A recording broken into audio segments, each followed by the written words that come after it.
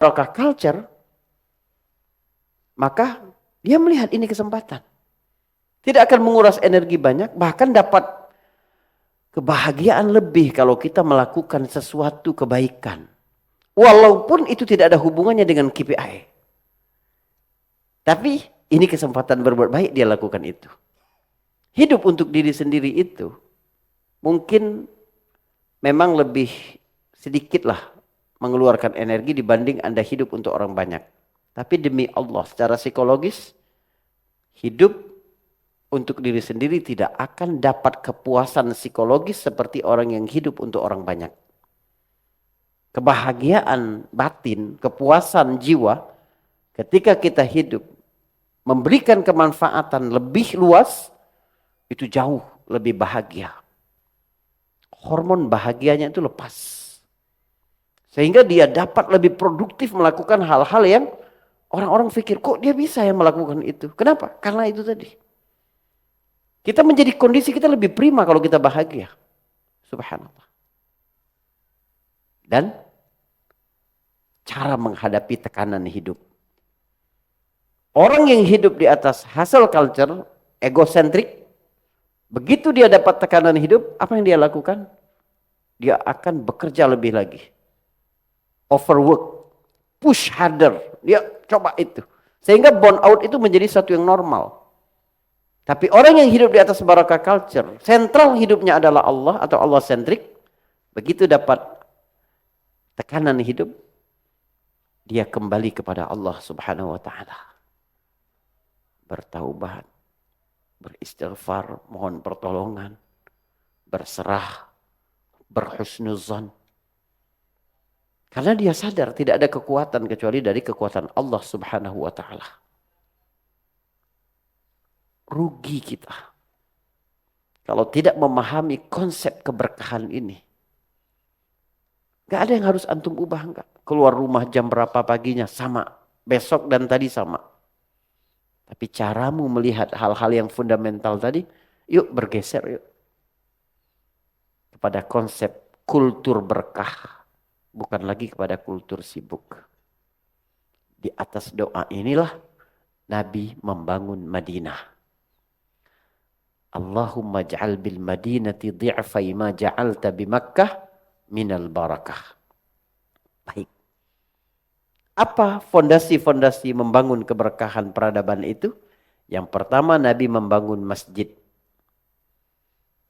Masjid bukan hanya sebagai tempat ibadah, tapi dia menjadi tempat seluruh aktivitas-aktivitas sosial kemasyarakatan.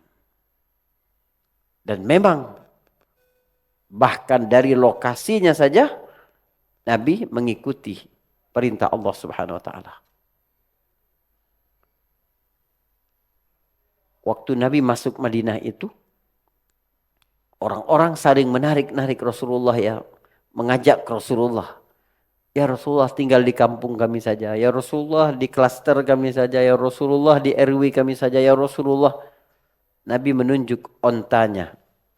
Nama onta Nabi itu Al-Qaswa. Nabi berkata, Da'in naqah fa innaha ma'murah. Biarin onta ini kemana dia berhenti, sebab dia mengikuti perintah Allah. Di situ nanti akan dibangun masjid. Onta terus berjalan dan bukan berada di pusat keramaian, tempat biasa penduduk Madinah lebih banyak, tetapi onta berhenti di tanah kosong milik dua anak yatim, Sahal dan Suhail ibna Amru, anak Amru, dua orang yatim dari Bani Najjar. Tanah itu hanya untuk menjemur gandum. Ada beberapa pohon-pohon kurma yang udah tua dan kuburan-kuburan kuno orang musyrik dulu. Akhirnya Nabi SAW beli itu. Kata pamannya, dan ada Sahal dan Suhail di situ, ya Rasulullah, ini kami wakafkan untuk Allah dan Rasulnya. Kata Nabi, la bithaman, enggak, harus beli, kata Nabi. Nabi yang ingin berwakaf. Nabi beli itu. Dalam satu riwayat disebutkan Nabi membeli 10 dinar. Dipindahkanlah kuburan-kuburan, dibersihkan bekas-bekas batang korma lama, beberapa pohon diambil untuk menjadi tiang Masjid Nabawi, kemudian diratakan, dibangunlah Masjid Nabawi di situ. Ya. Nah,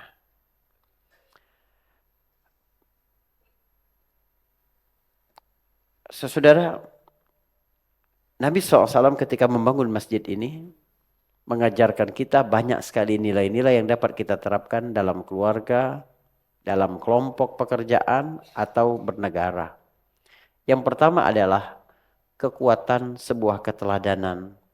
Antum di rumah sebagai ayah atau unit-unit terkecil dari organisasi di tempat kerja. Nabi SAW mengajarkan bagaimana kekuatan keteladanan.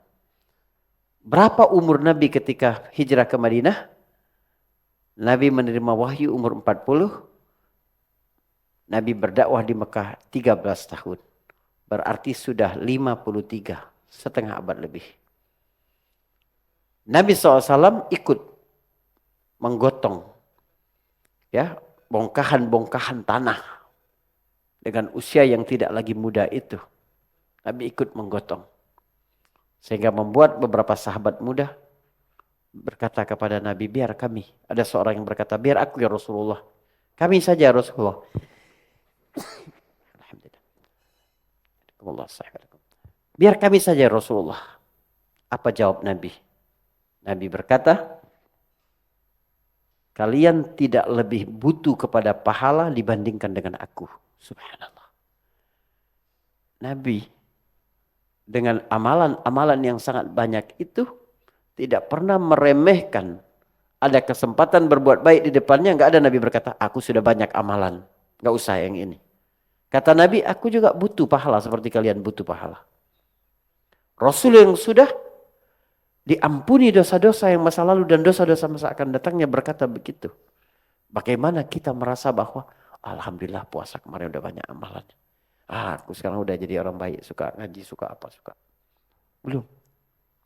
Kalian tidak lebih butuh kepada pahala dibandingkan dengan diriku. Sampai satu sahabat kemudian sengaja demonstratif membawa 2 bongkahan tanah lewat di depan Rasulullah. Yang lainnya bertanya, kenapa kamu bawa 2, yang lain bawa 1? Ya, kalau saya tidak keliru sahabat ini Usama. Usama kenapa bawa 2? Usama bilang, satunya mewakili Rasulullah, biar Nabi enggak kerja. Berarti fisik Nabi memang udah tua. Nabi mendengar itu berkata, yang lain dapat 1 pahala, Usama dapat 2.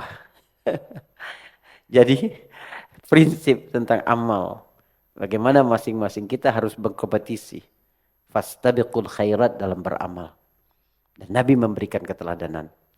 Yang kedua, dalam pembangunan Masjid Nabawi, Nabi mengajarkan kita prinsip profesional. Ketika Nabi berjumpa, jadi Nabi melihat masing-masing sahabat itu mengadon tanah, lalu membawanya untuk disusun. Nabi itu kayak belum puas, lihat adonannya itu belum padu. Sampai Nabi mendatangi seorang sahabat dari Bani Hanifah. Nabi lihat, wah ini pintar ngadonnya. Kata Nabi,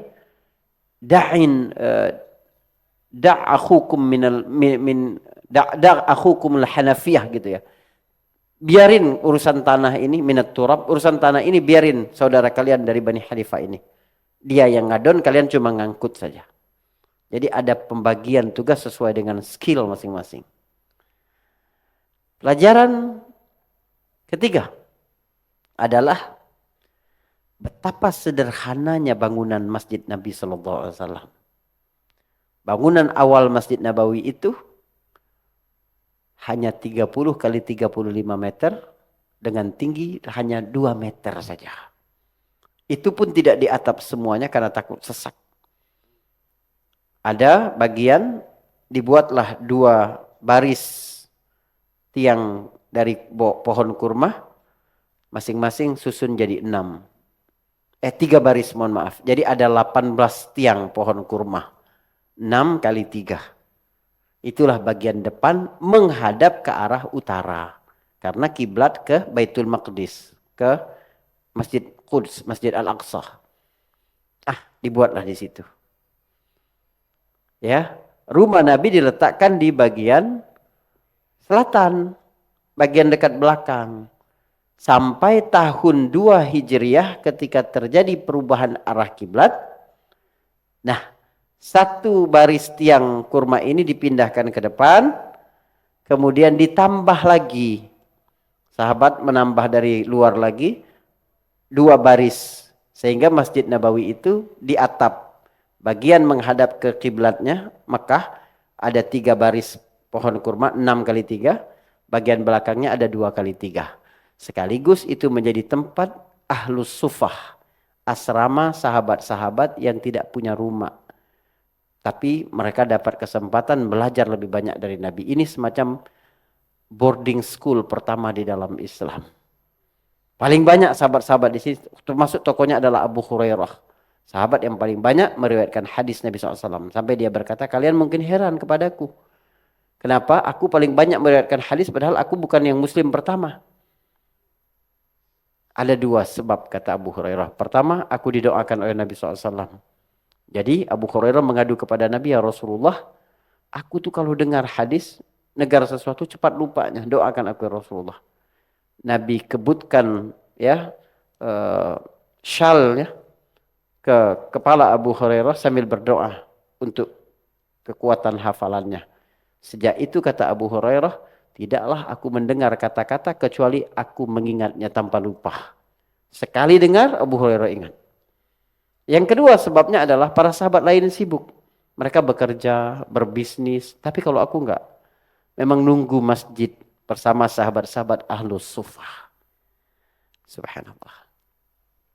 Kemudian kita belajar juga bagaimana Nabi SAW membuat pekerjaan itu menjadi semacam hiburan juga bagi mereka. Jadi mereka sambil bekerja itu mereka melantunkan syair, Allahumma la aisha illa aishal akhirata illa aishal akhirati faghfir lil ansari wal muhajirati. Ya, Allahumma la aisha illa aishal akhirati faghfir lil ansari wal al muhajirati. Jadi kerja fisik yang berat tapi orientasinya adalah akhirat yang kekal. Sehingga mereka menjadi lebih semangat dalam bekerja tadi. Baik. Saudara, ya. Kemudian Masjid Nabawi ini baru mengalami pelebaran lagi tahun 7 setelah perang Tabuk. Itu menjadi 70 kali 70 meter dengan dana dari Utsman bin Affan radhiyallahu an. Kemudian diperluas lagi di zaman Umar, kemudian diluas lagi sangat besar di masa Walid bin Abdul Malik dinasti Bani Umayyah, dan terus begitu sampai kita dapati Masjid Nabawi seperti hari ini. Dan Madinah beberapa tahun berturut-turut ini menjadi dinobatkan oleh PBB sebagai the most livable city in the world, ya. Kota yang paling layak menjadi tempat hidup. Dari sisi keamanan, kebahagiaan, fasilitas untuk orang tua, anak kecil, dan lain-lain sebagainya. Memang damai sekali kalau kita umroh itu, kita berada di Madinah. Ya, 2 lainnya yang dibangun Nabi adalah persahabatan, persaudaraan, dan piagam Madinah. InsyaAllah di pertemuan berikutnya kita akan bahas itu. Jazakumullah khairan, teman-teman semua. Barakallahu fikum. Ada yang mau tanya? Silakan. Ada yang mau tanya tentang konsep keberkahan tadi? Ya, Nabi itu mendoakan kita secara khusus itu doa berkah. Allahumma barik li ummati fi bukuriha.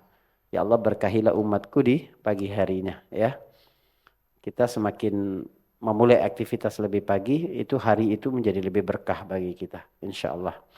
Ya, mungkin sampai di sini. Jazakumullah khairan. Subhanakallahumma bihamdik.